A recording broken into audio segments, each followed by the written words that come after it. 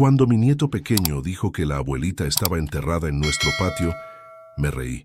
No sabía que estaba diciendo la verdad, algo que me quitaría el sueño por años. Mi nombre es Héctor Ramírez Mendoza, tengo 67 años y vivo aquí en Guanajuato, tierra de Diego Rivera, como nos gusta recordar por aquí. Me jubilé hace unos 8 años del Ferrocarril Nacional, donde trabajé toda mi vida como maquinista, llevando carga y gente por estas vías que atraviesan nuestra región. Hoy vivo con mi nietecito Pedro, de 5 años, en una casa sencilla pero acogedora, con un patio lleno de árboles y un jardín de dalias, que era el orgullo de mi difunta esposa, Marta. Lo que voy a contar hoy es algo que me partió el corazón. De esas historias que uno piensa que solo le pasan a los demás, nunca a uno mismo. Es sobre cómo la inocencia de un niño puede revelar los secretos más dolorosos que los adultos intentan esconder. Todo comenzó una tarde calurosa de enero de este año, cuando estaba tomando mi cafecito en el portal, sintiendo ese bochorno que solo quien vive en el interior de Guanajuato conoce. Pedro estaba jugando en el patio, como siempre hacía después de la comida. Yo lo observaba de lejos distraído, cuando de repente vino hasta mí con esos ojitos curiosos y soltó una pregunta que me heló la espina. «Abuelito, ¿por qué la abuelita vive debajo de la tierra?» En ese momento pensé que era cosa de niños. Mi Marta había ido a vivir a un asilo. Al menos eso fue lo que mi hija Clara me dijo cuando necesitó internarla hace 3 años, en 2022, después de que yo ya no podía cuidarla bien, pero Pedro continuó.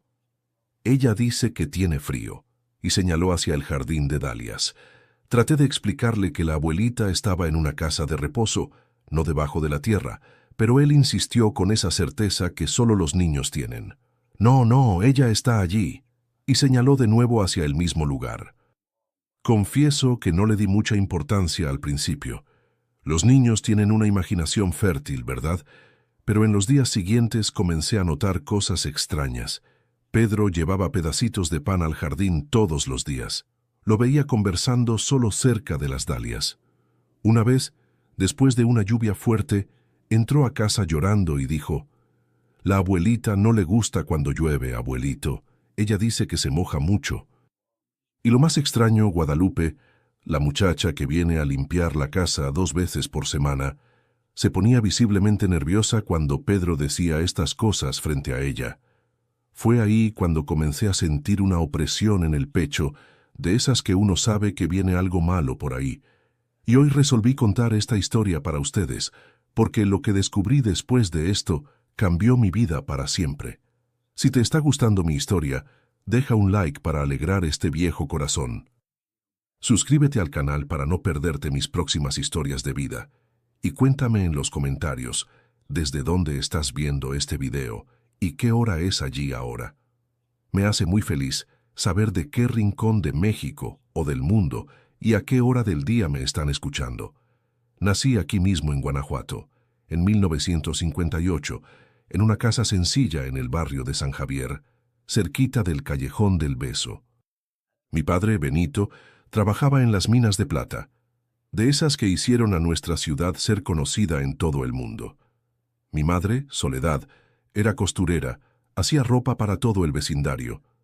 No teníamos mucho, pero nunca faltó comida en la mesa. Esos chiles en nogada que dan agua en la boca, el mole poblano en las fiestas y las gorditas de nata que mi madre hacía todos los domingos por la mañana. Crecí como cualquier niño del interior en aquella época, corriendo descalzo por el patio, bañándome en el río, subiendo a los árboles de aguacate y mangos. Mi infancia transcurrió entre el olor a mineral que venía de las minas y el silbato del tren que pasaba cerca de casa. Era una vida sencilla, pero nosotros ni sabíamos que era sencilla. Para nosotros era normal. Recuerdo que en 1965, cuando tenía 7 años, tuvimos aquella gran inundación que cubrió toda la ciudad. El río se desbordó y el agua llegó hasta nuestra casa. Mi padre tuvo que cargarme sobre sus hombros para llegar a un lugar más alto. Hasta hoy tengo miedo cuando el cielo se pone muy oscuro por aquí. La escuela donde estudié quedaba a unos 3 kilómetros de casa. la primaria Benito Juárez. Iba a pie con mi hermana mayor, Teresa.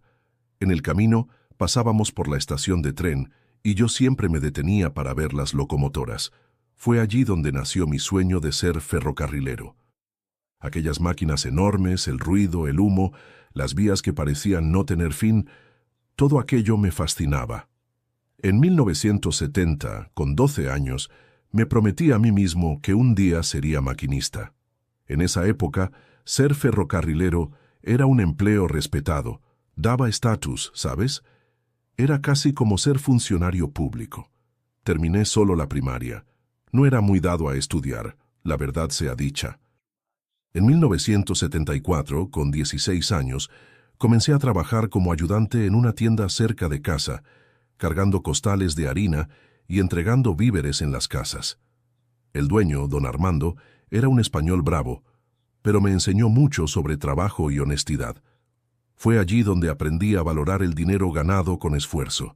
Al final del día volvía a casa oliendo a café y polvo, pero con algunas monedas en el bolsillo que ayudaban en casa. Mi padre enfermó en 1976. Yo tenía 18 años. Silicosis, enfermedad de quien trabaja en las minas toda la vida. Los pulmones se llenan de polvo de piedra, una enfermedad terrible que ahoga a la persona lentamente. Tuve que asumir las responsabilidades en casa más temprano de lo que imaginaba. Era 1978. Yo con 20 años cuando él falleció. Época difícil, ¿sabes? Pero mi madre era una mexicana fuerte, de esas que no se doblan con facilidad. Ella aumentó los encargos de costura y yo trabajaba en 2 empleos, de día en la tienda y de noche como vigilante en un salón de baile que habían abierto en la ciudad. Fue en esa época que conocí a Luisa, mi primer amor. Era hija de un comerciante local. Vendía telas en la tienda de su padre. Muchacha bonita, de cabello largo y una sonrisa tímida. Nosotros salimos por casi un año, de 1979 a 1980. Yo soñaba con casarme con ella, pero el padre no veía con buenos ojos a un joven sin estudios, hijo de viuda sin profesión definida. Acabó mandándola a estudiar a Ciudad de México, a la capital, y nuestro noviazgo terminó. Quedé destrozado. Pensé que nunca más me enamoraría de nuevo, pero fue justamente en ese periodo difícil que surgió la oportunidad que cambió mi vida. En 1981, con 23 años, Ferrocarriles Nacionales de México abrió vacantes para jóvenes aprendices en Guanajuato. Aunque no tenía la secundaria completa, me inscribí, hice la prueba práctica, y para mi sorpresa fui aprobado. Comenzaba allí mi historia con el ferrocarril, que duraría los próximos 36 años de mi vida.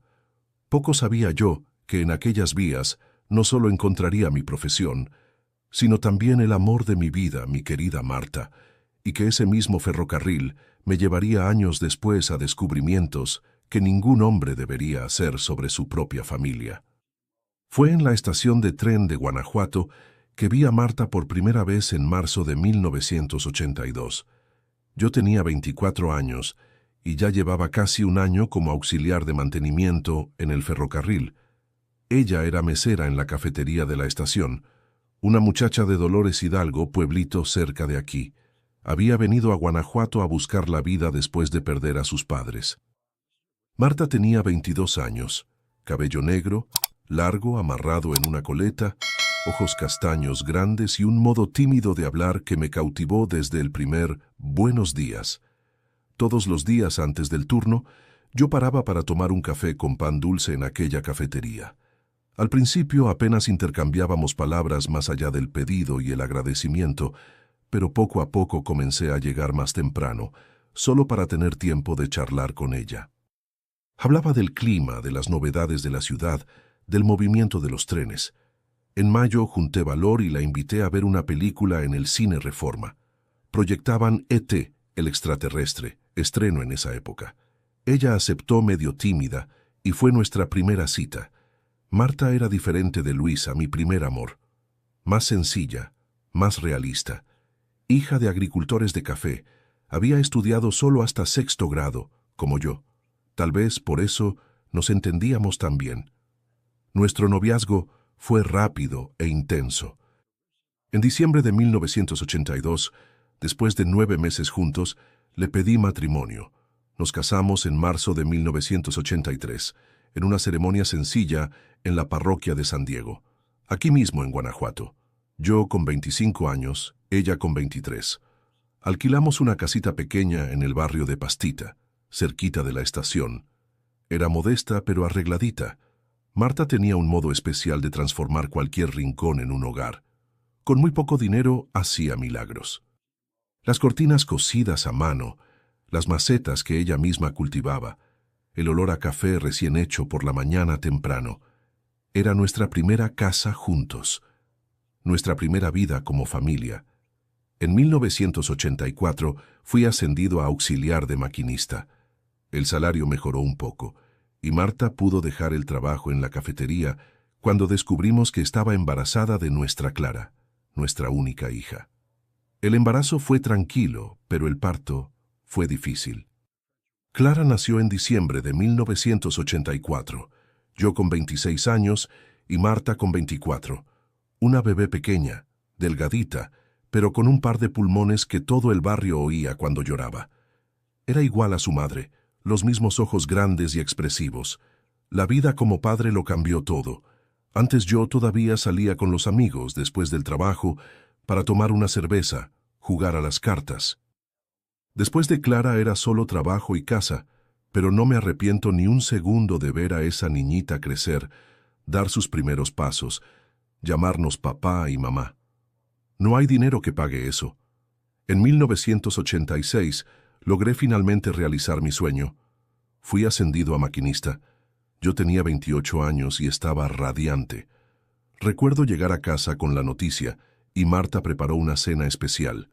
Chiles rellenos con arroz y un postre de arroz con leche, que era su especialidad. Clara, con casi 2 años, no entendía muy bien lo que estaba pasando, pero aplaudía cuando nos veía felices. Los años siguientes fueron de mucho trabajo.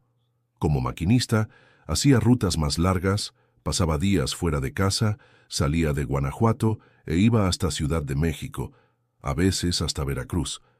Marta cuidaba de la casa y de Clara con dedicación, pero sentía mi ausencia. Cuando yo volvía, siempre traía algún recuerdito. Una medallita de la Virgen de Guadalupe para Marta, un dulce diferente para Clara. Era nuestra forma de compensar la distancia. En 1990 conseguimos juntar dinero suficiente para dar el enganche de la casa propia. Un sueño realizado. Era una casa sencilla de 3 recámaras en el barrio de La Presa, un poco alejada del centro, pero con un patio grande, donde Marta pronto plantó sus dalias. Ella siempre tuvo buena mano para las plantas, mano de hada, como decían por aquí. Sus dalias eran las más bonitas del vecindario. Años después, ese mismo jardín de dalias se convertiría en el centro de un misterio que yo jamás podría imaginar. Clara creció como una niña estudiosa, diferente a mí y a Marta. Desde pequeña mostraba interés por los libros. En 1992, cuando ella tenía 8 años y yo 34, entré en su cuarto una noche y la encontré dormida con un libro abierto sobre el pecho. Era El Principito. En aquel momento, decidí que mi hija tendría todas las oportunidades que Marta y yo no tuvimos. Haríamos cualquier sacrificio para que ella estudiara. Y así fue. En 1996, Clara entró en la adolescencia con 12 años. Época difícil, ¿sabes? Comenzó a cuestionar todo, a tener vergüenza de nuestra sencillez. Quería ropa de marca, cosas que nuestro salario no permitía. Tuvimos nuestras peleas, claro, pero Marta siempre fue la pacificadora. Sabía cómo calmar los ánimos entre padre e hija. «Solo está creciendo, Héctor», decía. «Ten paciencia». En 1998, cuando Clara tenía 14 años, ocurrió algo que cambió nuestra dinámica familiar. Marta consiguió un empleo en un taller de confección que había abierto en la ciudad. Ella siempre fue buena para la costura. Aprendió con mi madre. Con Clara ya crecida, quiso volver a trabajar, tener su propio dinero. Al principio, confieso que no me gustó mucho la idea. Hombre criado en el interior, ¿no? Tenía aquella mentalidad antigua de que el lugar de la mujer es en casa, pero Marta estaba decidida y hoy reconozco que fue lo mejor. Ella floreció en aquel trabajo, ganó confianza, hizo amistades y el ingreso extra nos ayudó a dar mejores condiciones a Clara. Fue con ese dinero que conseguimos pagar un curso preparatorio para Clara en 2002, cuando terminó la preparatoria a los 18 años. Nuestra hija soñaba con estudiar Derecho en la universidad. Imagínate. Nosotros, una pareja sencilla de trabajadores con una hija abogada. Era motivo de mucho orgullo, pero también de preocupación. ¿Cómo pagaríamos una universidad? Por suerte, en 2003, cuando Clara tenía 19 años, logró entrar en la UNAM, la Universidad Nacional Autónoma de México en Ciudad de México. Universidad pública, gracias a Dios. Ella tendría que mudarse a la capital, lo que partió mi corazón y el de Marta, nuestra única hija saliendo de casa. Pero era su sueño y no podíamos cortar las alas de la niña. Le conseguimos un cuartito para compartir con otras 2 estudiantes en un barrio sencillo de la Ciudad de México. Yo tenía 45 años y hacía horas extras siempre que podía para ayudar con los gastos. Marta también aumentó su horario en el taller de confección. Le mandábamos un dinerito cada mes para que se mantuviera y siempre que yo hacía la ruta Guanajuato-Ciudad de México, le llevaba un recipiente con comida casera que Marta preparaba con cariño. Chiles en nogada, tamales, gorditas, esos platillos que solo la madre sabe hacer como le gustan al hijo. Nuestra casa quedó más silenciosa sin Clara. Marta y yo nos acercamos más, redescubrimos nuestra compañía. En los días libres paseábamos por el Jardín de la Unión, tomábamos helado en la Plaza de la Paz, observábamos el movimiento de la gente. Los domingos íbamos a misa en la Basílica y después almorzábamos pozole o una barbacoa en el Mercado Hidalgo, tradicional aquí en la ciudad. Era una vida sencilla pero buena. En 2007 llegó la graduación de Clara. Fue uno de los días más emocionantes de mi vida. Yo con 49 años y Marta con 47 nos arreglamos con nuestras mejores ropas y fuimos a Ciudad de México para la ceremonia. Cuando vi a mi hija con esa toga, no pude contener las lágrimas. Un Ramírez Mendoza graduado en Derecho. ¿Quién lo diría? Mi padre, que apenas sabía firmar su nombre, habría tenido tanto orgullo. Después de la graduación, esperábamos que Clara volviera a Guanajuato, pero consiguió una pasantía en un bufete de abogados en Ciudad de México y decidió quedarse allá. La gran ciudad ya la había conquistado. Venía a visitarnos en los días festivos y algunos fines de semana, pero se notaba que estaba echando raíces, haciendo su propia vida. En 2009, Clara nos sorprendió con la noticia de que estaba saliendo con un joven llamado Ricardo, que había conocido en el trabajo. Él también era abogado algunos años mayor que ella. En la Navidad de ese año lo trajo para conocernos. Yo, con 51 años, quedé un poco receloso al principio, como todo padre. Ricardo era de la Ciudad de México, familia de clase media. Estudió en escuela privada toda la vida, muy diferente de nuestra realidad, pero trataba a Clara con cariño y respeto, y eso era lo que importaba. La boda de ellos fue en 2011. Clara con 27 años, yo con 53 y Marta con 51. Fue una ceremonia bonita en una iglesia de Ciudad de México. Nada muy lujoso, pero bien más arreglado de lo que fue nuestra boda. Marta usó un vestido azul que ella misma cosió. Estaba hermosa. Yo alquilé un traje. Me sentí un poco incómodo en él, pero hice cuestión de estar presentable para entregar a mi hija en el altar. Después de la boda, las visitas de Clara se hicieron aún más raras. Ella y Ricardo estaban enfocados en su carrera, trabajando mucho. En 2012 lograron abrir su propio bufete de abogados en Ciudad de México. La vida de ellos parecía ir viento en popa, mientras Marta y yo seguíamos nuestra rutina tranquila en Guanajuato. Fue en 2014 que notamos los primeros cambios en Marta. Ella tenía 54 años, yo 56. Comenzó con pequeños olvidos, dónde había dejado las llaves, qué había ido a comprar al mercado, cosas que le pasan a cualquiera, pensamos. Pero con el pasar de los meses, fue empeorando. Olvidaba cazuelas en el fuego. Salía y no recordaba cómo volver a casa. Confundía nombres de personas conocidas. La llevé con el doctor Jiménez, médico de la familia desde hacía años. Él pidió exámenes, la derivó a un neurólogo en Ciudad de México. En abril de 2015 llegó el diagnóstico: Alzheimer precoz. Quedé devastado. Marta, tan joven todavía, con apenas 55 años. La enfermedad generalmente aparece en personas más ancianas, pero el médico explicó que en algunos casos puede manifestarse más temprano. Era nuestro caso. Se lo contamos a Clara por teléfono. Ella quedó muy afectada. Quiso que lleváramos a Marta a vivir con ellos en Ciudad de México para tener acceso a mejores médicos, pero me negué. Conocía bien a mi esposa. Sabía que se confundiría aún más en un ambiente diferente, lejos de su casa, de sus plantas, de su rutina. Le prometí a Clara que cuidaría bien de su madre, y así comencé una nueva jornada. Ahora, como cuidador, reduje mi carga de trabajo en el ferrocarril para estar más tiempo en casa. Organicé los medicamentos de Marta, adapté nuestra rutina, puse etiquetas en las puertas y cajones para ayudarla a ubicarse. Al principio, todavía se podía manejar. Ella tenía días buenos, en que casi parecía la misma Marta de siempre. Hacíamos pequeños paseos por el barrio, ella cuidaba de las dalias en el patio, conversábamos sobre nuestros tiempos de noviazgo, pero en 2016 la situación empeoró mucho. Marta comenzó a tener momentos de agitación, especialmente por la noche, el famoso síndrome del atardecer, que los médicos dicen ser común en el Alzheimer. Ella no me reconocía en algunos momentos. Llamaba a su padre ya fallecido hacía décadas. Se despertaba en la madrugada queriendo salir para ir a trabajar. Comencé a no dormir bien, siempre alerta. Con 58 años mis fuerzas ya no eran las mismas.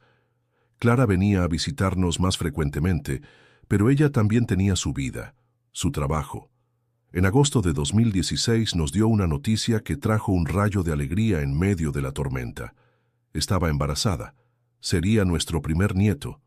Marta, incluso en medio de la confusión mental, entendió la noticia y quedó radiante. En los días siguientes, hasta parecía mejor, más lúcida.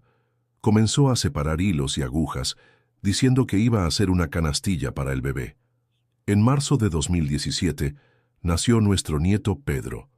Clara vino a Guanajuato en cuanto recibió el alta del hospital para presentarnos al niño. Yo con 59 años, Marta con 57. Fue la última vez que vi a mi esposa verdaderamente feliz. Cuando pusieron a ese bebé en sus brazos, sus ojos brillaron como hacía mucho no veía. Ella canturreó una canción de cuna, meció a Pedro con tanto cariño. Por algunas horas tuve a mi Marta de vuelta. Después del nacimiento de Pedro, Clara y Ricardo volvieron a Ciudad de México. La situación de Marta continuaba agravándose y yo ya estaba en mi límite. Decidí que era hora de jubilarme para cuidar de ella a tiempo completo. En junio de 2017, a los 59 años, después de 36 años trabajando en el ferrocarril, inicié los trámites de mi jubilación. Fue difícil dejar las vías, pero mi Marta me necesitaba. Los meses siguientes fueron los más difíciles de mi vida. Marta ya no conseguía hacer casi nada sola. Necesitaba ayuda para bañarse, para vestirse, para comer.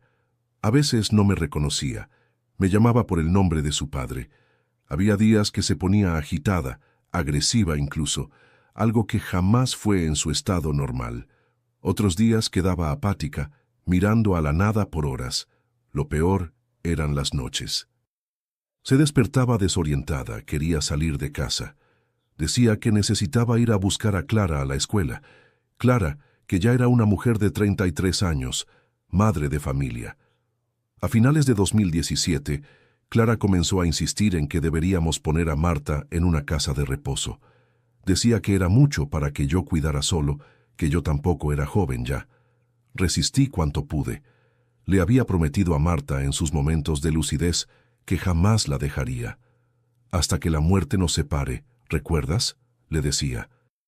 Pero la verdad es que estaba exhausto. En marzo de 2018 ocurrió algo que me impactó profundamente. Era una noche lluviosa.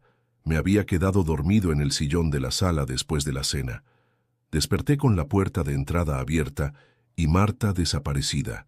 Entré en pánico. Salí corriendo por la calle bajo la lluvia, gritando su nombre.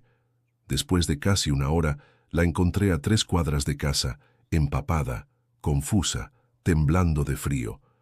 Salí a buscar a los niños en la escuela, dijo. Aquella noche, después de acostarla en la cama, calentita y medicada, lloré como un niño.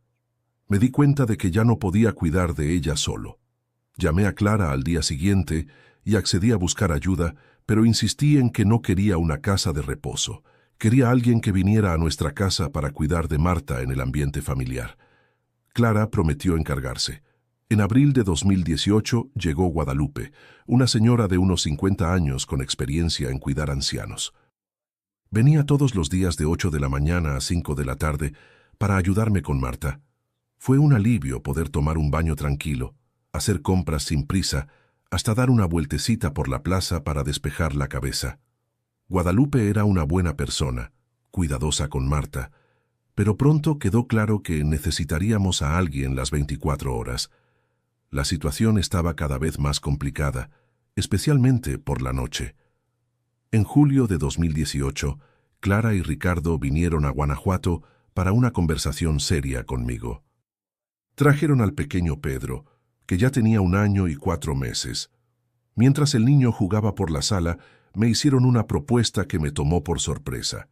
Clara estaba embarazada del segundo hijo y quería que me mudara con Marta a Ciudad de México, a un apartamento que ellos habían comprado cerca de su casa. Quedé dividido. Por un lado significaba dejar nuestra casa, nuestros recuerdos, la ciudad donde vivimos toda la vida. Por otro, estaría más cerca de nuestra hija y del nieto. Tendría más ayuda con Marta. Lo pensé por algunos días y acabé aceptando. Pusimos la casa en alquiler. No quise venderla. Era nuestro logro de toda una vida. Y en septiembre de 2018, a los 60 años, me mudé con Marta a Ciudad de México. Al principio fue un golpe. Apartamento pequeño, sin patio para que Marta cuidara de las plantas. El ruido de la gran ciudad. Todo diferente. Pero tener a Clara cerca y poder ver a Pedrito casi todos los días compensaba. Marta sorprendentemente reaccionó bien al cambio. Tal vez porque en el estado mental en que estaba cualquier lugar ya era extraño para ella. En enero de 2019 nació la segunda nieta, Mariana. Marta ya estaba tan debilitada que apenas conseguía sostener al bebé. Aún así, tenía momentos de claridad en que sonreía al ver a los niños. Pedro, con casi 2 años, estaba especialmente apegado a su abuela. Aun siendo pequeño, parecía entender que ella era diferente, especial. Se sentaba a su lado en el sofá, le mostraba sus juguetes, le daba la manita para que ella la sostuviera. Pero la enfermedad no da tregua. En marzo de 2019, Marta tuvo una caída en el baño y se fracturó el fémur. Fueron días de hospital, cirugía, recuperación difícil. Volvió a casa aún más frágil, ahora necesitando silla de ruedas. Clara contrató una enfermera, Josefina, que venía todos los días para cuidar de Marta, mientras yo descansaba un poco. Pero los gastos estaban aumentando mucho y la jubilación no cubría todo. Fue cuando Clara y Ricardo propusieron otro arreglo. Estaban construyendo una habitación en la parte trasera de su casa, un cuarto con baño adaptado. Querían que nos mudáramos allí cuando estuviera listo. Así estaríamos todos juntos. Sería más fácil ayudar y ahorraríamos el alquiler del apartamento. Acepté, claro. En julio de 2019 nos mudamos a la casa de Clara. Pedro ya estaba con 2 años y 4 meses, Mariana con 6 meses. Era bueno estar cerca de la familia, ver a los niños creciendo, incluso en medio de la tristeza de ver a mi Marta decaer un poco más cada día. La habitación era cómoda, adaptada para la silla de ruedas. La enfermera Josefina continuaba viniendo diariamente y ahora teníamos también a Yolanda, que dormía algunas noches cuando yo necesitaba descansar mejor. Clara y Ricardo trabajaban mucho, salían temprano y volvían tarde. Los niños quedaban con una niñera, Socorro, durante el día. Yo pasaba mucho tiempo con ellos cuando Josefina estaba cuidando de Marta.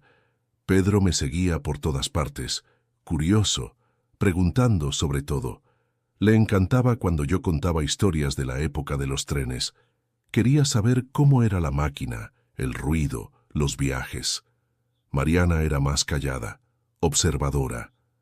Fue en diciembre de 2020 que noté a Clara extraña, más nerviosa, irritable. Pensé que sería el cansancio del trabajo, la presión de cuidar de dos niños pequeños y tener a los padres ancianos de qué preocuparse. Ricardo también parecía tenso. Oí algunas discusiones por la noche, puertas cerrándose de golpe. No quise entrometerme. Problemas de pareja son de ellos.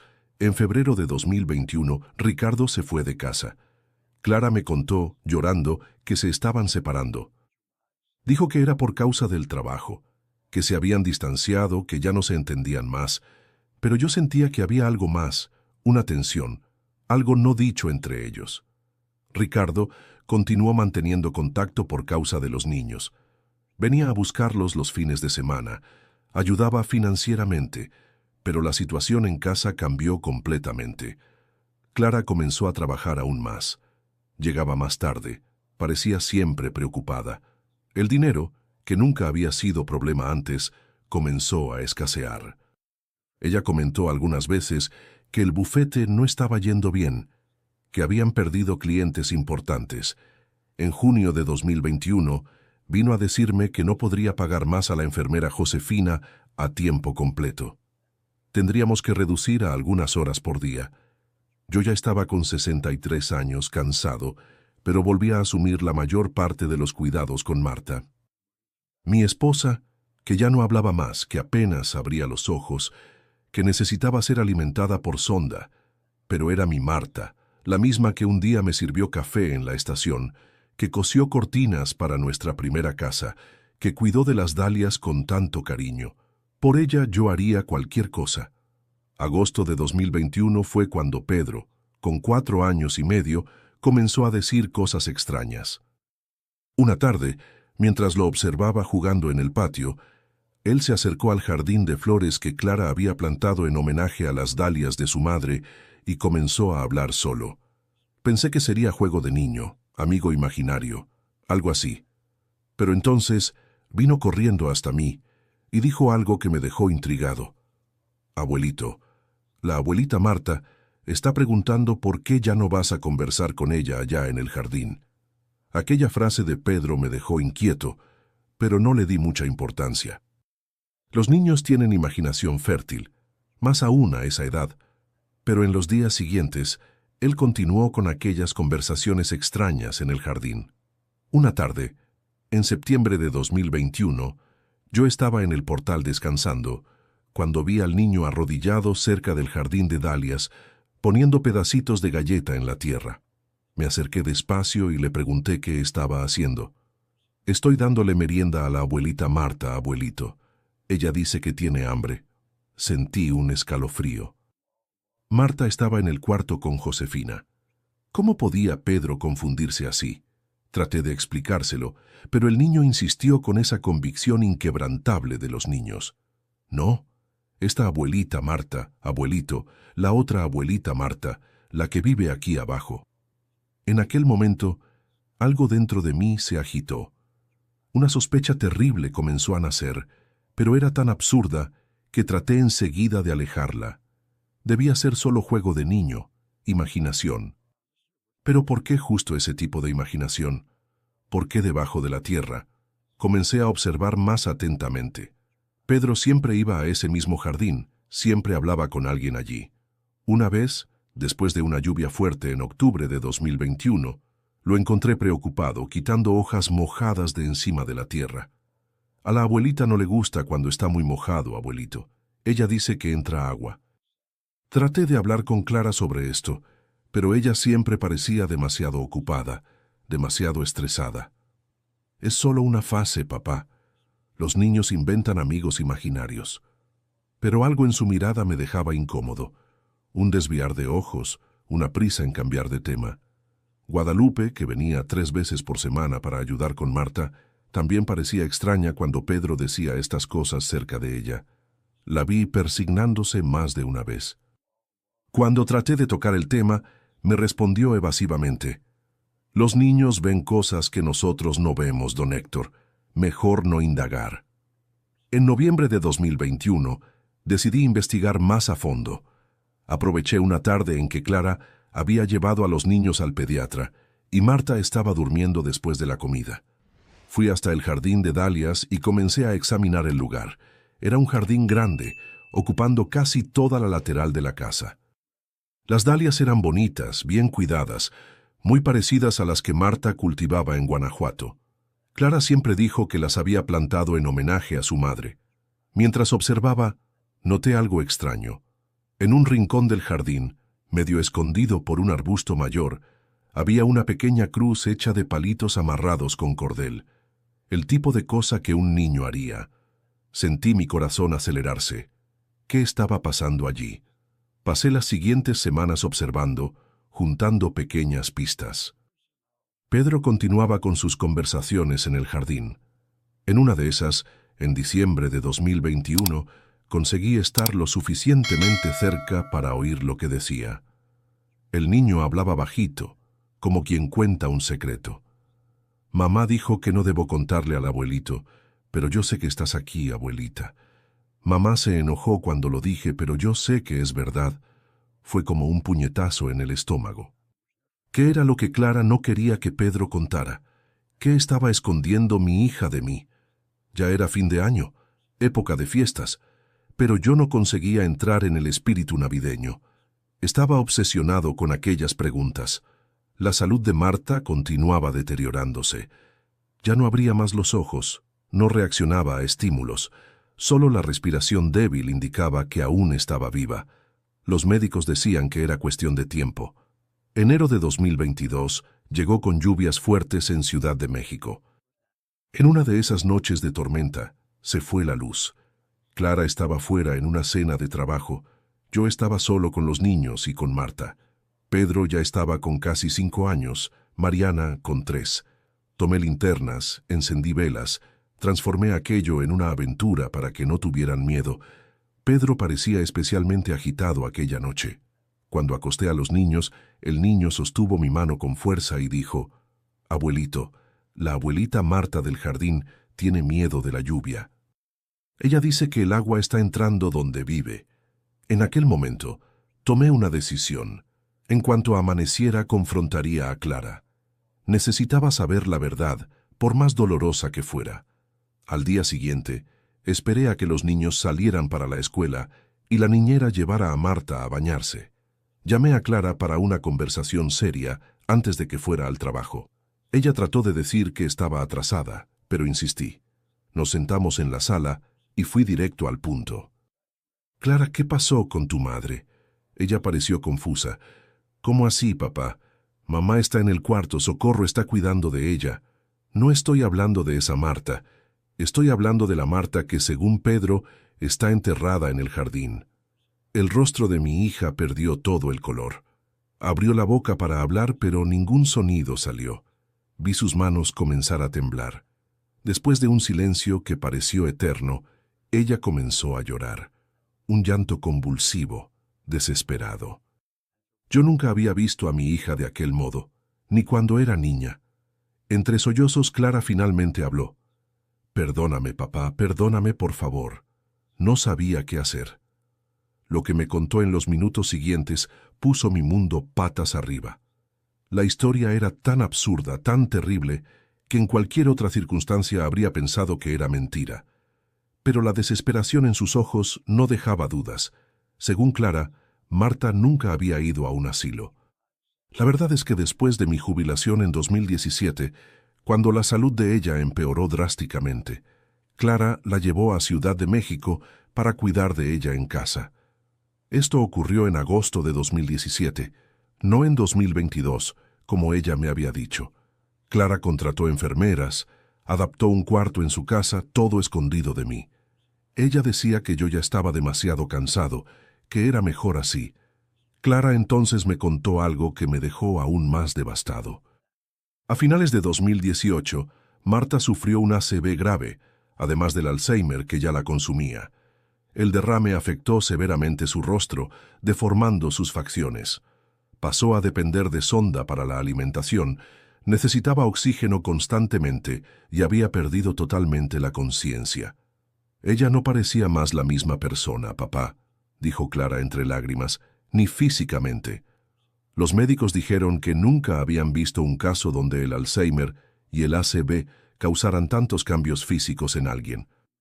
Por 3 años Clara cuidó de su madre en secreto, mientras me decía que Marta estaba bien en el tal asilo. Cuando nos mudamos a Ciudad de México en 2018, ella inventó excusas para que yo no visitara el supuesto asilo. Brotes de gripe, obras en el local, reglas de visita restringidas.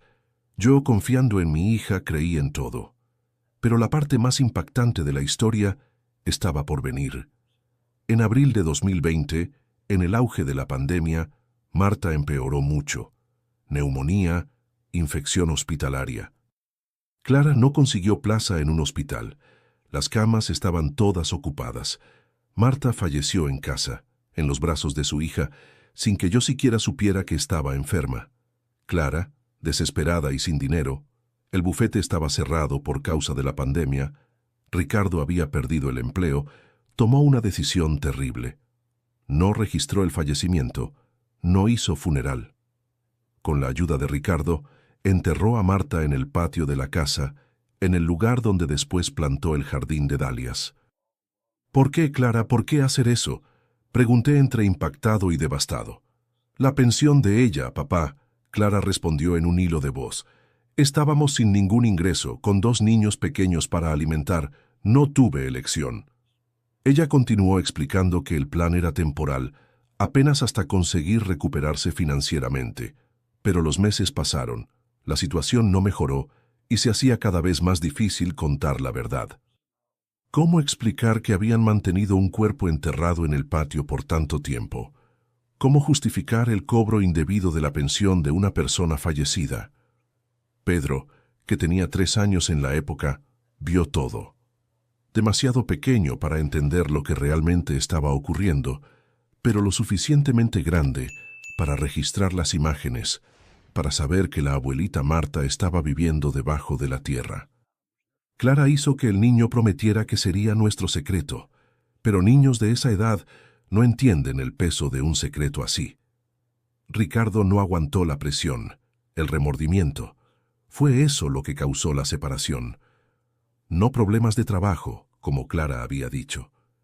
Él quería contar la verdad y dar un entierro digno a Marta. Clara se negó, temiendo las consecuencias legales.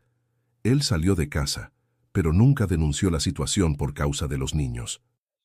Cuando terminé de oír toda la historia, quedé en silencio por un largo tiempo. Mi cabeza daba vueltas, mi corazón estaba en pedazos. Mi Marta, mi compañera de vida, enterrada como un animal en el patio, sin una despedida, sin una oración, sin el respeto que merecía. Pero lo peor de todo era saber que durante todo ese tiempo yo estaba viviendo una mentira. La Marta de la que yo cuidaba en el cuarto no era mi esposa, era una desconocida. Mi primera reacción después del shock inicial fue preguntar quién era la mujer del cuarto, aquella de la que yo había cuidado con tanto amor, creyendo que era mi Marta. Clara respiró hondo antes de responder. Era Azucena, una señora que vivía en un albergue donde Clara hacía trabajo voluntario. Sufría de demencia avanzada, no tenía familia. Cuando conocí a Azucena en el albergue, quedé impresionada con la semejanza física de ella con mamá. Clara explicó.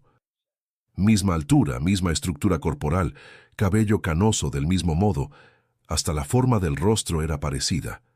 Fue como si hubiera encontrado una hermana gemela de mamá.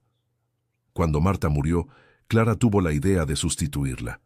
Llevó a Azucena a casa, diciendo que era una paciente que necesitaba cuidados temporales.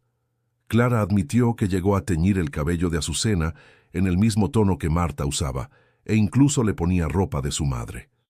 Poco a poco, fue sugiriendo que yo llamara a la señora Marta, diciendo que eso la calmaba. Como la verdadera Marta ya no hablaba, no abría los ojos, yo no percibí la sustitución. Después del ACV, mamá estaba tan diferente, papá, dijo Clara, tratando de justificar lo injustificable. Y con todos aquellos tubos, máscaras de oxígeno y vendajes, cualquier persona tendría dificultad en reconocerla. Pensé que así sería más fácil, papá, Clara dijo entre lágrimas. Tú continuarías cuidando de alguien, tendrías un propósito y yo podría mantener la pensión de mamá viniendo. Sentí una rabia que nunca había experimentado antes, rabia de mi propia hija. Me levanté, caminé hasta la ventana, tratando de respirar, tratando de no explotar. Afuera el jardín de dalias parecía mirarme, guardando su terrible secreto. Quiero hablar con Ricardo, dije finalmente. Clara llamó a su exmarido, que vino inmediatamente. Él confirmó todo, añadiendo detalles que Clara había omitido. La situación financiera de ellos estaba mucho peor de lo que yo imaginaba. Estaban ahogados en deudas, el bufete al borde de la quiebra. La pensión de Marta era prácticamente el único ingreso fijo que tenían. Ricardo parecía genuinamente arrepentido. Dijo que no conseguía más vivir con aquel secreto, que tenía pesadillas, que fue por eso que salió de casa. También contó que cuando Pedro comenzó a hablar sobre la abuelita del jardín, él quiso contar la verdad, pero Clara lo impidió. Mientras ellos hablaban, una idea fija se formó en mi mente. Necesitaba dar un entierro digno a mi Marta. Ella merecía descansar en paz, no como un secreto vergonzoso en un patio. Quiero desenterrarla, dije, interrumpiendo la conversación de ellos. ¿Esta noche? Clara abrió mucho los ojos, aterrorizada. Papá, no podemos. Es ilegal. Van a descubrirnos. Iremos todos a la cárcel. No me importa, respondí con firmeza. Tu madre merece un sepulcro digno. No voy a dejarla en este patio como si fuera un animal. Ricardo sorprendentemente se puso de mi lado. Él tiene razón, Clara. Ya prolongamos esto demasiado. Necesitamos hacer lo correcto. Después de mucha discusión, llegamos a un acuerdo. Esperaríamos al anochecer. Ricardo buscaría una pequeña urna funeraria que un amigo suyo, dueño de una funeraria, podría proporcionar discretamente. Exhumaríamos el cuerpo de Marta, lo pondríamos en la urna y al día siguiente viajaríamos a Guanajuato. Allí, con la ayuda de un antiguo amigo que trabajaba en el cementerio municipal, haríamos un entierro simple en el mausoleo de la familia, donde mis padres estaban enterrados. El plan era arriesgado, pero era la única forma de dar alguna dignidad a la situación. En cuanto a Azucena, Clara confesó que la había retirado del albergue de forma irregular, prometiendo cuidados domiciliarios. Decidí que una vez que resolviéramos la situación de Marta, llevaríamos a Azucena de vuelta al albergue, con una buena donación para compensar el trastorno y garantizar que recibiera cuidados adecuados. La noche llegó pesada y húmeda, como si el propio cielo compartiera el peso en nuestros corazones. Acostamos a los niños temprano. Pedí a Socorro, la niñera, que se quedara con Azucena y los niños mientras salíamos para resolver un asunto familiar urgente. Alrededor de las 10, cuando el vecindario ya estaba quieto, fuimos los tres al jardín. Ricardo trajo palas y linternas. Clara estaba nerviosa, temblorosa, pero decidida a ayudar. Comenzamos a cavar en el lugar que Pedro siempre visitaba, cerca de la pequeña cruz de palitos. El trabajo era pesado, especialmente para mí, a los 64 años, pero la adrenalina y la determinación me daban fuerzas que ni sabía que todavía tenía.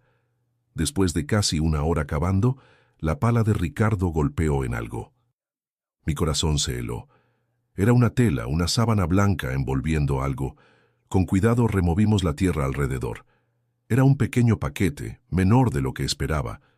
Clara comenzó a llorar silenciosamente. Con todo el respeto posible en aquella situación absurda, retiramos el bulto de la tierra. Ricardo abrió la urna que había traído, forrada con una tela limpia. Antes de transferir los restos mortales, pedí un momento a solas. Allí, a la luz débil de la linterna, hablé bajito con mi Marta, por última vez en el patio donde ella había sido secretamente sepultada. Pedí perdón por no haber estado con ella en sus últimos momentos. Prometí que ella tendría un lugar de descanso digno al lado de mis padres. Lloré como un niño, dejando salir todo el dolor, toda la rabia, todo el luto que no pude vivir cuando ella realmente partió. Después de eso, con la ayuda de Ricardo, transferimos los restos a la urna. Cubrimos el hoyo con la tierra, tratando de dejar todo como estaba antes. Clara plantó algunos brotes de dalias nuevas encima para disimular el lugar removido. Aquella noche no conseguí dormir. Me quedé sentado en la sala, velando la pequeña urna que contenía los restos de la mujer con quien compartí más de 35 años de mi vida. A la mañana siguiente, bien temprano, partimos hacia Guanajuato. Yo, Clara y Ricardo. Los niños quedaron con Socorro, que pensaba que estábamos yendo a resolver asuntos de la casa en Guanajuato. El viaje en coche fue silencioso, pesado. Clara lloraba bajito en el asiento trasero. Ricardo conducía concentrado. Yo sostenía la urna en mi regazo, como si cargara un tesoro frágil. Llegamos a Guanajuato alrededor del mediodía. Mi antiguo amigo Gerardo nos esperaba en el cementerio municipal. Él no hizo preguntas cuando le expliqué que quería enterrar las cenizas de Marta, una pequeña mentira necesaria, en el mausoleo de la familia. Como exfuncionario del cementerio, tenía acceso a las llaves y conocía los procedimientos. Nos ayudó a abrir el mausoleo familiar y colocar la urna dentro junto a mis padres. Fue una ceremonia simple, improvisada. Apenas nosotros 4 alrededor del mausoleo. Rezamos un Padre Nuestro, un Ave María. Clara colocó un pequeño ramo de dalias que había comprado en el camino. Ricardo se mantuvo respetuosamente apartado, dándonos privacidad en aquel momento familiar. Volvimos a Ciudad de México aquella misma noche. En el coche durante el regreso, finalmente conversamos sobre el futuro. Clara admitió que estaba recibiendo indebidamente la pensión de su madre hacía casi 2 años. Dijo que estaba dispuesta a entregarse a las autoridades, a enfrentar las consecuencias. Yo pedí que no lo hiciera por causa de los niños. Ellos ya habían perdido tanto. El padre saliendo de casa, ahora podrían perder a la madre por la prisión.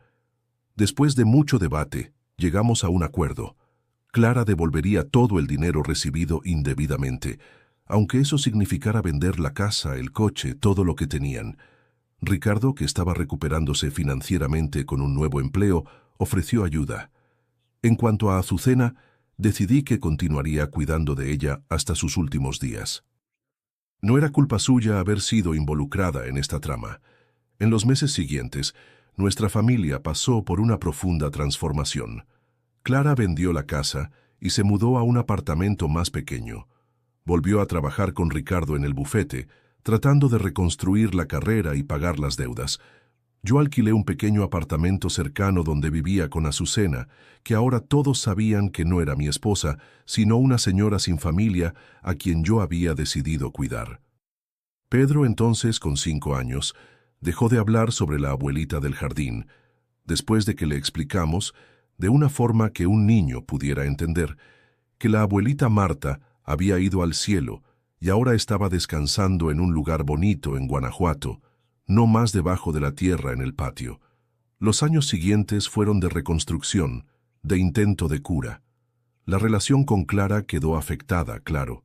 La confianza, una vez rota, es difícil de recuperar. Pero ella era mi única hija,